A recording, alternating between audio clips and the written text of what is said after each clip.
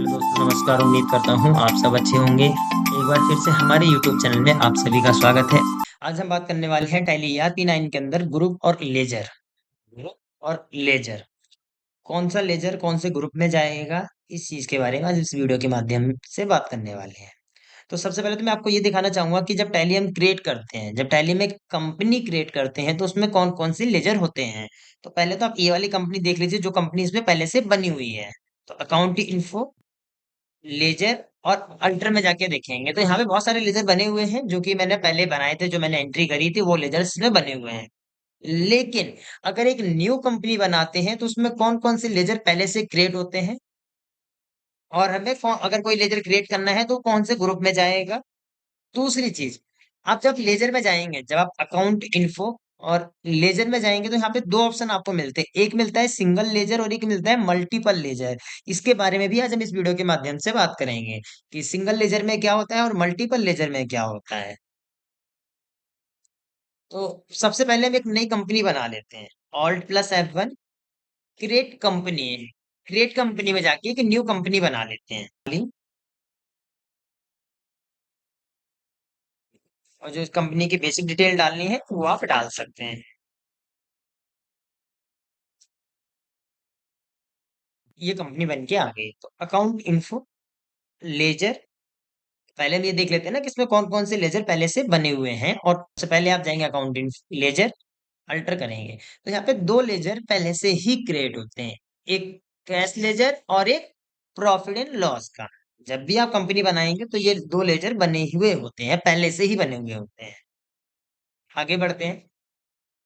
अब बात करते हैं कि इसमें अगर हमें कोई लेजर क्रिएट करना है, पार्टी नेम का क्रिएट करना है या एक्सपेंस का क्रिएट करना है या इनकम का क्रिएट करना है या किसी भी चीज का लेजर क्रिएट करना है तो वो लेजर कौन से अकाउंट में जाएगा। तो सबसे पहले तो मैं आपको एक लिस्ट दिखाना चाहूंगा जिसमें लेजर की पूरी लिस्ट बनी हुई है। ये फाइल है, इसके अंदर लेजर बने हुए हैं, लेजर और ग्रुप आप देखेंगे तो ये ग्रुप नेम है और ये लेजर नेम है। तो यहाँ पे देखेंगे परचेस अकाउंट, ग्रुप नेम में तो परचेस अकाउंट दे रखा है, लेकिन लेजर नेम में जाएंगे तो मल्टीपल परचेस के ही लेजर बने हुए हैं। मल्टीपल परचेस के लेजर बने हुए हैं। अब ये मल्टीपल परचेस के लेजर क्यों बने हुए हैं, हम तो एक ही लेजर बनाते हैं, परचेस अकाउंट बनाया उसी में परचेस की एंट्री करेंगे, उसी में परचेस रिटर्न की एंट्री करते हैं, उसी में जीएसटी वगैरह की भी एंट्री कर लेते हैं। लेकिन यहाँ तो मल्टीपल लेजर बने हुए हैं, तो इनको समझ लेते हैं पहले मल्टीपल लेजर क्यों बने हुए हैं। तो सबसे पहले देखेंगे परचेस लोकल। अगर आप लोकल स्टेट से परचेस कर रहे हैं, अगर आप जीएसटी लगा के लोकल स्टेट से परचेस कर रहे हैं, सपोज आपकी कंपनी हरिद्वार में है और आप हरिद्वार मीन्स उत्तराखंड, तो आप पूरे उत्तराखंड में अगर आप परचेस कर रहे हैं कहीं से भी तो आप यहाँ पे परचेस, लेकिन ध्यान रखना 12%, अगर आप यहाँ पे 18% में जीएसटी में परचेस कर रहे हैं तो आप दूसरा लेजर बनाएंगे 18% के हिसाब से, 5% के हिसाब से बनाएंगे और 28% के हिसाब से बनाएंगे। मतलब जो भी आप परसेंटेज इसमें चेंज कर रहे हैं उस परसेंटेज के हिसाब से आप लेजर बना लेंगे। दूसरी चीज, अगर आप लोकल स्टेट से परचेस कर रहे हैं तो आप लोकल स्टेट के हिसाब से सिलेक्ट करेंगे। अगर आप इंटर स्टेट मतलब अदर स्टेट से अगर आप आईजीएसटी के साथ परचेस कर रहे हैं तो आप ये लेजर क्रिएट करेंगे। और अगर लोकल स्टेट से आप परचेस कर रहे हैं जिसपे जीएसटी नहीं है, जैसे नील रेट एग्जाम्प्ट वगैरह के लेजर्स हैं, तो आप वहां पे 0% रख सकते हैं, इंट्रा स्टेट लोकल स्टेट के लिए भी और अदर स्टेट के लिए। सेम ऐसे ही देखें तो आप मल्टीपल जीएसटी के लेजर के साथ हैं, मल्टीपल। परचेस रिटर्न का अलग लेजर है, परचेस इनपुट जीएसटी एग्जाम्प्ट है, अब टैक्सेबल 12% है। तो इस तरीके से परचेस के लेजर मल्टीपल आपको इसमें मिल जाएंगे। उसके बाद बात करते हैं सेल्स के। उसके बाद सेल्स की बात करते हैं कि सेल्स के लेजर क्या, सेम देखेंगे आप, जैसे आपको परचेस के मल्टीपल लेजर मिले थे, सेम ऐसे आप सेल्स के भी आपको मल्टीपल लेजर्स मिल जाएंगे। सेल्स में भी मल्टीपल लेजर्स मिल जाते हैं। लोकल स्टेट के लिए जो रजिस्टर्ड है उसके लिए आप ये लेजर यूज करेंगे। जो अदर स्टेट से है, अगर लोकल स्टेट में नील रेट में है या अदर स्टेट से नील रेट में है, तो इस तरीके से आप इन लेजर का यूज कर सकते हैं। फिर बात करते हैं ड्यूटी एंड टैक्सेस की। ड्यूटी एंड टैक्सेस की बात करते हैं। अगर आप जैसे देखो यहाँ पे लिखा है इनपुट सीजीएसटी, एसजीएसटी, आईजीएसटी और सेस, तो इनमें से आप ये लेजर क्रिएट करेंगे तो ये ड्यूटी एंड टैक्सेस में जाएगा। आउटपुट में क्रिएट करते तब भी आप ड्यूटी एंड टैक्सेस में जाएगा, या excise duty and taxes create करते हैं वो भी इसी में जाएगा। टीडीएस हो गया आपका, सर्विस टैक्स हो गया या वैट हो गया, सेल्स टैक्स, इनकम टैक्स, कोई भी टैक्स का अगर आप लेजर बनाते हैं tally ERP9 PG, tally prime, अगर इनमें आप लेजर और ग्रुप बनाते हैं तो टैक्सेशन के जितने भी लेजर होंगे, टैक्सेशन के जितने भी लेजर होंगे वो ड्यूटी एंड टैक्सेस में जाएंगे। आगे बढ़ते हैं। इसके बाद बात करते हैं डायरेक्ट एक्सपेंसेस और एक्सपेंसेस डायरेक्ट। दोनों चीजें एक ही होती हैं, एक्सपेंसेस डायरेक्ट या डायरेक्ट एक्सपेंसेस। तो यहाँ पे वो लिस्ट है जो कि डायरेक्ट एक्सपेंसेस होते हैं, जो डायरेक्ट एक्सपेंसेस होते हैं। अब डायरेक्ट एक्सपेंसेस जैसे लेबर है, पावर है, अब मैन पावर जिसको बोलते हैं वो लेबर ही होती है। तो ऐसे अगर खर्चे जैसे मैन्युफैक्चरिंग के जो खर्चे होते हैं, जब कोई चीज बनाते हैं उसमें जो खर्चा आता है वो डायरेक्ट एक्सपेंसेस होते हैं। जो भी फैक्ट्री से जुड़े हुए खर्चे होते हैं, जो फैक्ट्री से जुड़े हुए खर्चे होते हैं वो डायरेक्ट एक्सपेंसेस होते हैं। जैसे ये देखो आपका पूरा दिखा रखा है, यहाँ से लेके आता है कि कैरेज वगैरह है, फ्लाइट चार्जेस है, इनपुट ड्यूटी है, वेजेस है। तो ये डायरेक्ट एक्सपेंसेस होते हैं। अब बात करते हैं इनडायरेक्ट एक्सपेंसेस। इनडायरेक्ट एक्सपेंसेस और एक्सपेंसेस इनडायरेक्ट एक ही चीज होता है। जैसे आपने देखा ऊपर डायरेक्ट एक्सपेंसेस और एक्सपेंसेस डायरेक्ट, तो ये एक ही चीज है और ये भी एक ही चीज है। अब बात करते हैं डायरेक्ट इनडायरेक्ट एक्सपेंसेस में कौन कौन से एक्सपेंसेस आते हैं। इसमें आप ऑफिस और कंपनी से जुड़े हुए खर्चे होते हैं, ऑफिस हो या कंपनी हो या आपकी शॉप हो उनसे जुड़े हुए जो खर्चे होते हैं वो इनडायरेक्ट एक्सपेंसेस होते हैं। जैसे round of salary, advertisement expenses है, रेंट है, ये जो खर्चे हैं वो आपके इनडायरेक्ट एक्सपेंसेस होते हैं। जो कि कंपनी के खर्चे होते हैं, आपकी अपनी शॉप है उसके खर्चे होंगे, आपका ऑफिस है उसके खर्चे होंगे, स्कूल कॉलेज इंस्टीट्यूट जो खर्चे होते हैं वो इनडायरेक्ट एक्सपेंसेस होते हैं। अगर कोई भी इस तरीके का खर्चा आता है तो वो इनडायरेक्ट एक्सपेंसेस हो सब, बैंक चार्जेस वगैरह है, commission, discount, donation, charity, free sample, insurance, ये सारे जो खर्चे होते हैं वो इनडायरेक्ट एक्सपेंसेस होते हैं। जैसे आपका ये ट्रैवलिंग एक्सपेंसेस हो गया, बैड डेब्ट्स हो गया, लॉस थीप हो गया, अभी चोरी हो गई तो वो खर्चा ही हो गया हमारे लिए। तो वो इनडायरेक्ट एक्सपेंसेस होते हैं। अब बात करते हैं इनकम, इनडायरेक्ट इनकम और इनकम इनडायरेक्ट। कुछ ऐसी इनकम जो इनडायरेक्ट वे में हो रही है। एक होता है कि भाई आप कहीं जॉब कर रहे हैं उसमें आपको सैलरी मिल रही है, आप कहीं जॉब कर रहे हैं तो वो वहां पे आपको सैलरी मिल रही है, तो वो आपकी एक अलग चीज होगी। लेकिन ध्यान रखना सैलरी इनकम में नहीं, एक्सपेंसेस में रहती है।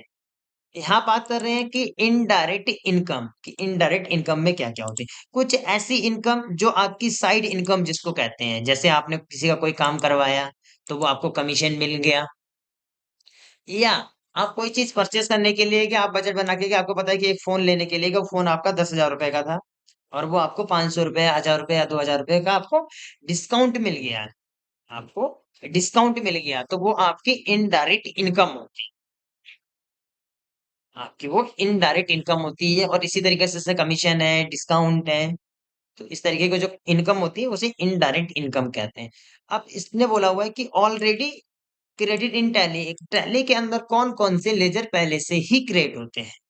टैली के अंदर कौन कौन से लेजर पहले से ही क्रिएट होते हैं, तो जैसे कि अभी मैंने आपको दिखाया भी था, जब कंपनी ने क्रिएट करी थी, कैश और प्रॉफिट एंड लॉस का लेजर पहले से ही क्रिएट होता है उसके अंदर। फिर बात करते हैं बैंक अकाउंट। अब बैंक अकाउंट में कौन कौन से लेजर आते हैं। Bank account, all bank account, bank account के अंदर जितने भी बैंक के अकाउंट होते हैं, आपका पीएनबी है, एसबीआई है, कैनरा बैंक है या बैंक ऑफ बड़ौदा है, इको बैंक, कोई भी बैंक अकाउंट है तो वो आपका बैंक अकाउंट के अंदर आता है। अब बात करते हैं डिपॉजिट अकाउंट। डिपॉजिट अकाउंट क्या होता है, एक सिक्योरिटी डिपॉजिट होती है, जैसे रेंट डिपॉजिट, आप कोई भी चीज है आपने पहले से ही डिपॉजिट कर दिया, आपको मंथली रेंट देना था, आपने बोला चलो उठा के एक साल का पूरा एक साथ ही डिपॉजिट कर देते हैं। फिर बात करते हैं कैपिटल। अब देखो कैपिटल के बारे में इससे पहले पढ़ा था, तो कैपिटल मतलब कैपिटल अकाउंट में जाएगा, लेकिन यहाँ पे कैपिटल के मल्टीपल दे दिए हैं।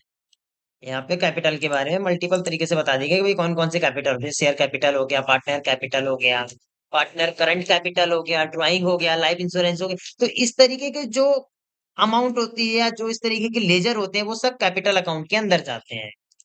इस तरीके के लेजर जो होते हैं वो कैपिटल अकाउंट के अंदर जाते हैं।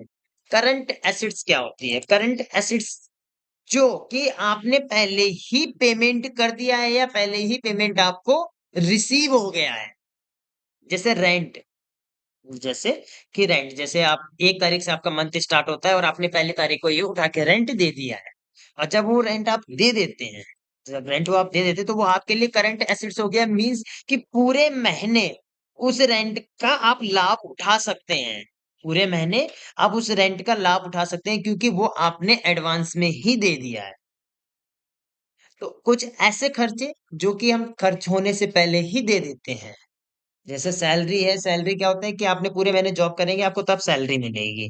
तो वो खर्चे ऐसे होते हैं कि जो भाई कमा लिया पर आपको बाद में मिलेगा।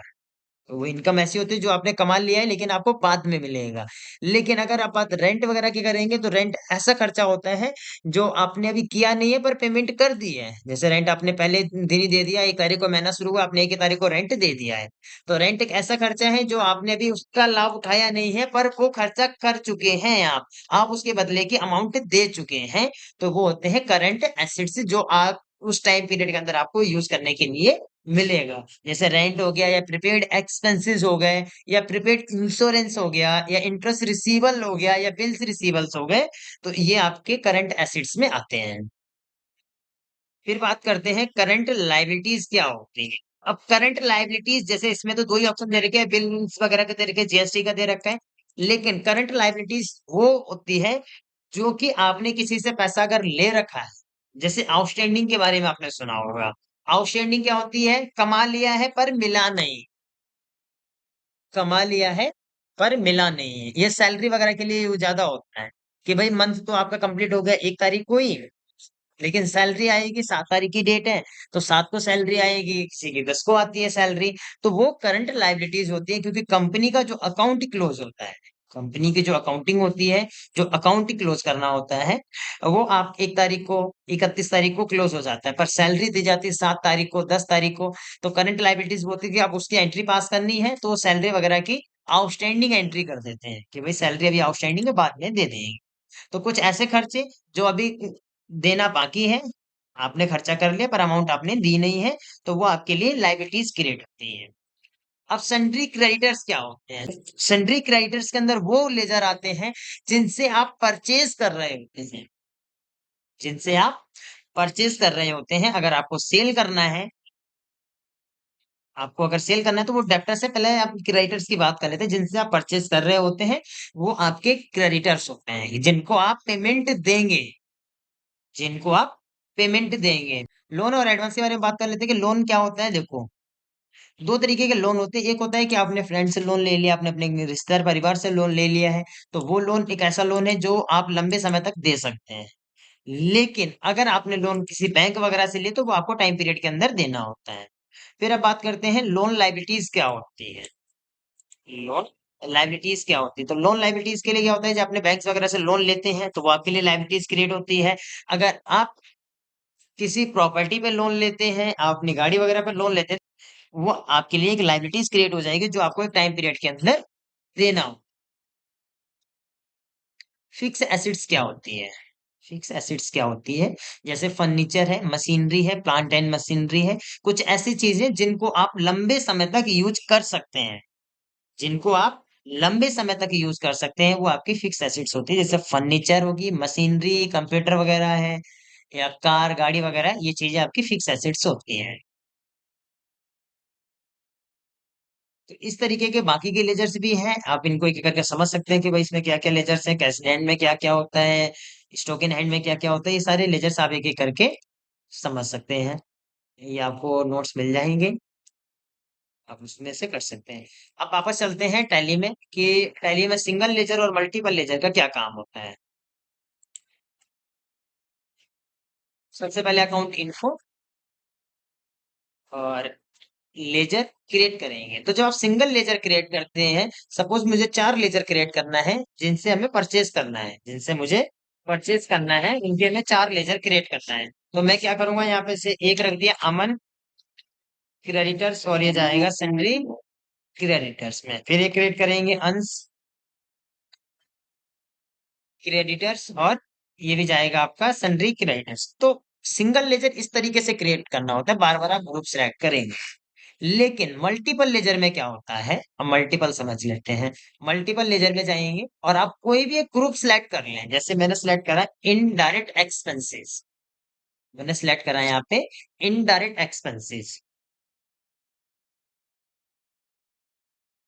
अब मुझे यहाँ पे जितने भी लेजर क्रिएट करने होंगे इनडायरेक्ट एक्सपेंसेस के बेसिस पे उनको क्रिएट करना है। जैसे हमें क्रिएट करना है रेंट पेड, तो यहाँ पे ये आपसे पूछेगा ओपनिंग बैलेंस, तो आपको यहाँ पे ओपनिंग बैलेंस कुछ नहीं डालना है क्योंकि रेंट का कोई ओपनिंग बैलेंस नहीं है। फिर ये क्रिएट करा सैलरी पेड, और इसी तरीके से आप जितने लेजर चाहते हैं वो उतने लेजर आप इसमें क्रिएट कर सकते हैं। जैसे क्रिएट कर दिया हमने बैंक चार्जेस, इनडायरेक्ट एक्सपेंसेस, यहाँ पे वो लेजर्स क्रिएट होते हैं जो इनडायरेक्ट एक्सपेंसेस के अंदर जाते हैं। Bad tax, loss wifi. तो इस तरीके से आप इसमें मल्टीपल लेजर क्रिएट कर सकते हैं। अब आप चाहें तो देख सकते हैं, लेजर अल्टर में जाके आप देख सकते हैं, यहाँ पे सारे लेजर आपको मिल जाएंगे। और लॉस वाईफायर है, salary paid, rent paid, bank charges, वैट ऐप, सारे लेजर्स आपको मिल जाएंगे। इसी तरीके से आप और भी लेजर क्रिएट करना चाहते हैं, तो आप मल्टीपल लेजर्स में जाके क्रिएट कर सकते हैं। जैसे कि मैं आपको दिखाऊं अभी, ये लेजर्स हैं। अब इनडायरेक्ट एक्सपेंसेस या डायरेक्ट एक्सपेंसेस में से किसी भी एक्सपेंसेस में जाके आप लेजर क्रिएट कर सकते हैं। तो उम्मीद करूंगा कि आपको ये टॉपिक अच्छे से क्लियर होगा। अगर किसी तरीके से लेजर्स या ग्रुप में से डाउट है तो हमें कमेंट करके जरूर बता सकते हैं। और आपको ये नोट्स मिल जाएंगे, इनके बेसिस पे आप इजीली समझ सकते हैं, इसलिए आप अपने नोट्स बना सकते हैं। तो मिलते हैं अगली वीडियो में।